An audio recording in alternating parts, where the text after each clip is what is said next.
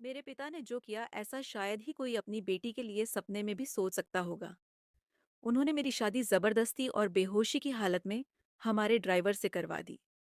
आखिर एक पिता ने अपनी एक लौती बेटी की शादी क्यों ड्राइवर से करवा दी? पूरी कहानी सुनने के लिए बने रहिए मैजिक मंत्रा पर और जल्दी से हमारे चैनल को सब्सक्राइब कर लीजिए। तो चलिए शुरू करते हैं आज की इस मजेदार कहानी को।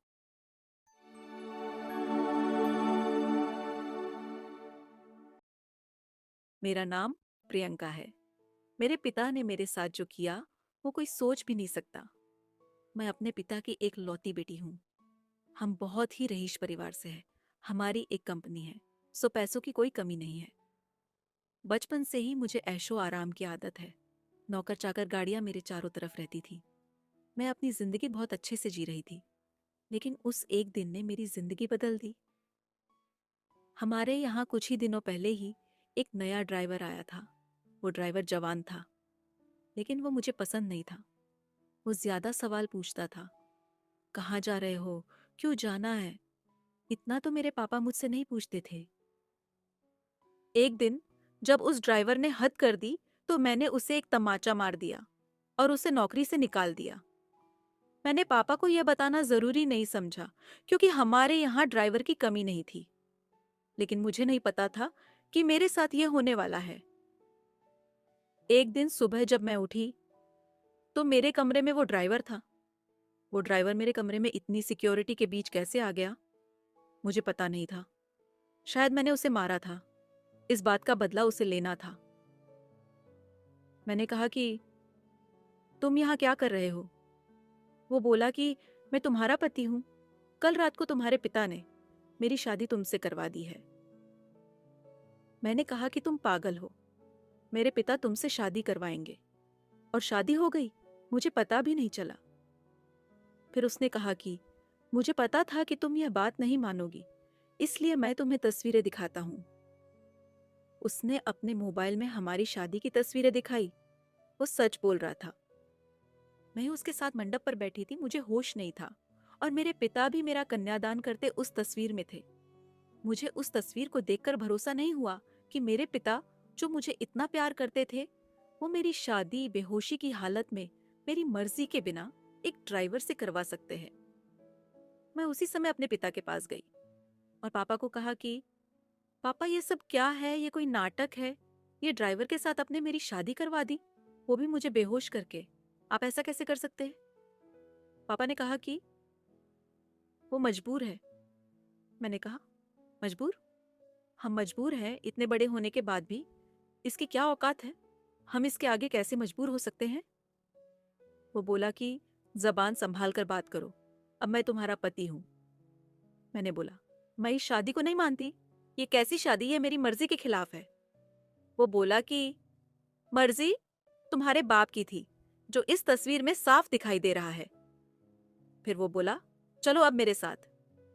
मैंने कहा, चलो कहाँ? ये मेरा घर है। वो बोला, नहीं, तुम मेरी पत्नी हो और अब से तुम मेरे साथ रहोगी। अगर नहीं मानी तो यह तस्वीर मीडिया में जाएगी। मेरे पिता चुपचाप खड़े होकर यह तमाशा देख रहे थे। उसने मेरा हाथ जोर से पकड़ा और खींच कर ले जाने लगा। इतनी सारी सिक्योरिटी, लेकिन कोई उसे नहीं रोक रहा था।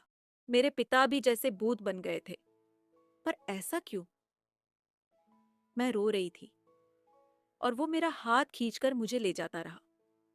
मुझे नहीं पता था कि उनकी क्या मजबूरी थी। पर इन सब के बीच मेरी जिंदगी के साथ बहुत बड़ा मजाक हो रहा था। वो मुझे अपने घर में ले गया। वो घर नहीं, पिंजरा था, एक छोटा सा कमरा। बाथरूम के लिए भी कमरे के बाहर जाना पड़ता था। उसने मुझे कहा कि यही अब मेरा घर है, यहीं पर रहना है और खाना है। पास में भी बहुत सारे कमरे थे, उनमें भी कुछ लोग रहते थे। मैं ऐसी जगह आ जाऊंगी, मुझे पता नहीं था। उसने कमरे में खाने का सामान रखा और कहा कि भूख लगी है, खाना बनाओ। एक थप्पड़ का बदला वो इस तरह लेगा, मुझे पता नहीं। मैंने कहा, मुझे खाना नहीं आता। वो बोला, ठीक है, मैं कहीं खा लूंगा, तुम फिर भूखी रहो। वो इतना कहकर चला गया। मैंने सोचा था कि मैं भाग जाऊं, लेकिन फिर सोचा कहाँ जाऊंगी, मेरे घर जा तो नहीं सकती। फिर मैं वही भूखी प्यासी बैठी रोती रही। शाम हो गई थी, मुझे भूख लग रही थी। ऐसी भूख मैंने अपनी जिंदगी में कभी महसूस नहीं की थी। मैं मेरे कमरे की चौखट पर बैठ गई और रो रही थी।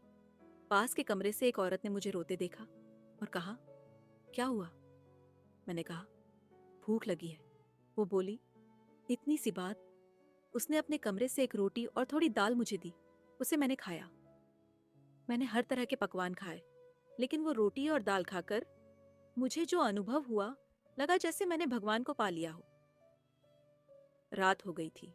वो वापस आया। आते ही उसने कमरे का दरवाजा लगा लिया।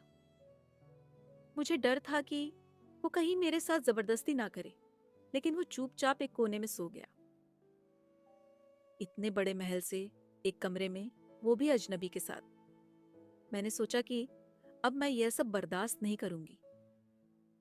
मैं उस रात सोई नहीं और सुबह उसके उठने के पहले मैं कमरे से भाग निकली और अपने एक दोस्त के यहाँ गई। लेकिन जब मैं उसके घर पहुंची तो उसने मुझे दरवाजे से अंदर नहीं आने दिया। बोला कि तुम्हारे पापा का फोन आया था कि अगर किसी ने तुम्हारी मदद की तो अंजाम अच्छा नहीं होगा।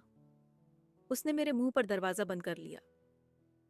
मैंने सोचा था कि वापस उस कमरे में नहीं जाऊंगी, लेकिन कुछ ही घंटों में मैं समझ गई कि मेरे लिए अभी उससे ज्यादा सुरक्षित कोई जगह नहीं है। इसलिए मैं वापस वहीं लौट आई। मुझे वापस देखकर वो बोला, क्यों आ गई? तुम्हें मुझसे कोई बचा नहीं सकता। मैंने अपने आप को इतना मजबूर पहले कभी महसूस नहीं किया। मैं इसी तरह से वहां अपना जीवन काट रही थी। मुझे वहां रहते अब 10 दिन हो गए थे। खाना मैं बना नहीं पाती थी, जैसा भी बनता मैं खाती थी। फिर एक दिन मैं चक्कर खाकर गिर गई और जब मुझे होश आया तो मैं अपने पिता के घर थी। सामने मेरे पापा थे। उन्हें देखकर ही मुझे गुस्सा आ गया। मैंने कहा, आप मुझे यहाँ क्यों ले आए? मुझे वहीं मरने क्यों नहीं दिया? उस कमरे में वो ड्राइवर भी था। पापा बोले, बेटा मैंने तुझे कितना समझाया, लेकिन तू नहीं मानी, तो आखिरकार मुझे यह तरीका अपनाना पड़ा। तुम जिस माहौल में रहकर 10 दिन में परेशान हो गई हो, उस जगह से उठकर मैंने यह सब बनाया है। तुम्हें यह सब ऐसे ही मिल गया तो तुम्हें इसकी कोई कद्र नहीं रह गई। तुम शराब के नशे में रहती हो। हमारे घर जो काम करते हैज, तुम उन्हें इंसान ही नहीं समझती हो। कितने लोगों को तुमने मुझसे छिपाकर नौकरी से निकाल दिया। तुम्हें पता है नौकरी क्या होती है, कैसे परिवार चलता है?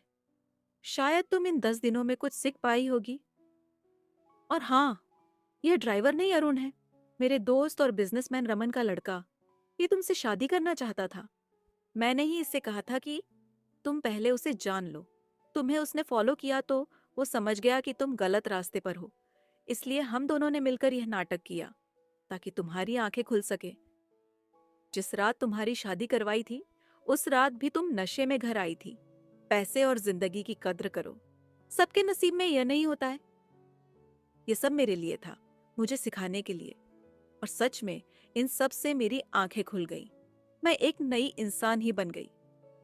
अरुण ने भी मेरा फायदा उठाने की कोशिश नहीं की। मुझे पता चल गया था कि वो मुझसे कितना प्यार करता है। पिता की यह सिख मुझे एक नया इंसान बना गई। मैंने अपने पिता को गले लगाया और कहा, पापा, मैं आपको धन्यवाद देती हूँ। आपकी यह सिख मुझे एक नया इंसान बना गई है। मैं अब अपने जीवन को बदलने के लिए तैयार हूँ। मेरे पिता ने भी मुझसे कहा, बेटी, मैं तुम्हारे लिए बहुत खुश हूँ। तुम्हारी आंखें खुल गई हैं और तुम अब अपने जीवन को सही तरीके से जीने के लिए तैयार हो। मैंने अरुण को भी धन्यवाद दिया और कहा, अरुण, तुमने मेरा फायदा उठाने की कोशिश नहीं की। तुमने मुझे प्यार और समर्थन दिया। मैं तुम्हारे लिए बहुत आभारी हूँ। अरुण ने कहा, मैं तुम्हारे लिए हमेशा यहाँ हूँ। तुम अब मेरी जिंदगी का हिस्सा हो। फिर मैंने अपने पिता, अरुण और अपने परिवार के साथ मिलकर एक नया जीवन शुरू किया। मैंने अपने जीवन को बदलने के लिए काम किया और एक सफल और खुशहाल जीवन जीने के लिए प्रयास किया।